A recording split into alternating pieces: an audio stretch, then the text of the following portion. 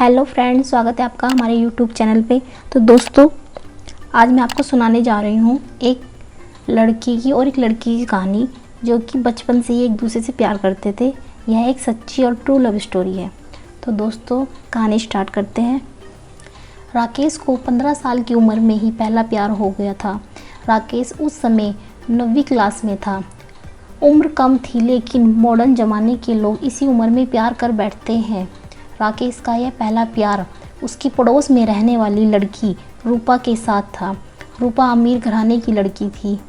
उम्र यही कोई 13 से 14 साल की होगी और दिखने में भला ही खूबसूरत थी।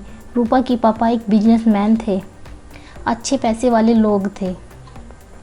राकेश मन ही मन रूपा को दिल दे बैठा, लेकिन हमेशा कहने से डरता था।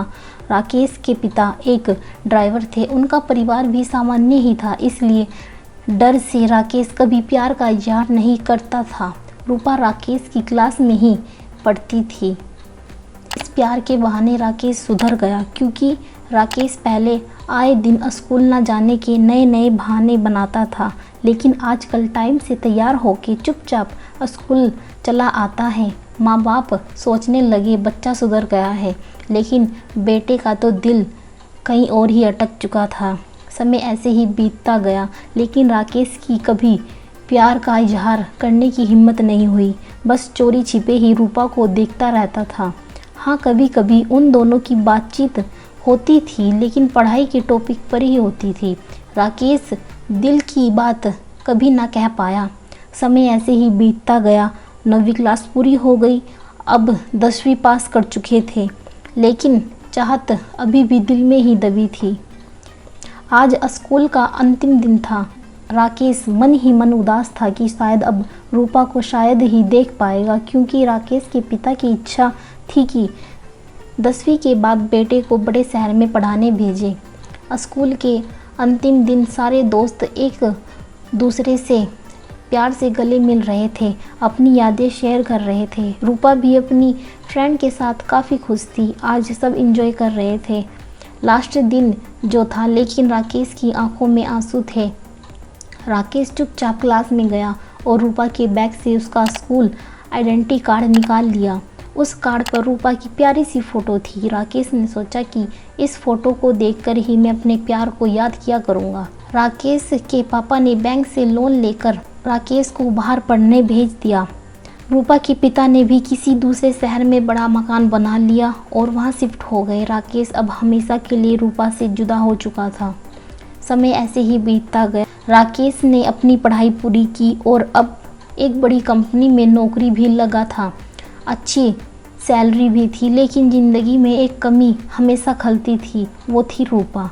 लाख कोशिशों के बाद भी राकेश फिर कभी रूपा से मिल नहीं पाया। घर वालों ने राकेश की शादी एक सुंदर सी लड़की से करा दी। संयोग से उस लड़की का नाम भी रूपा ही था।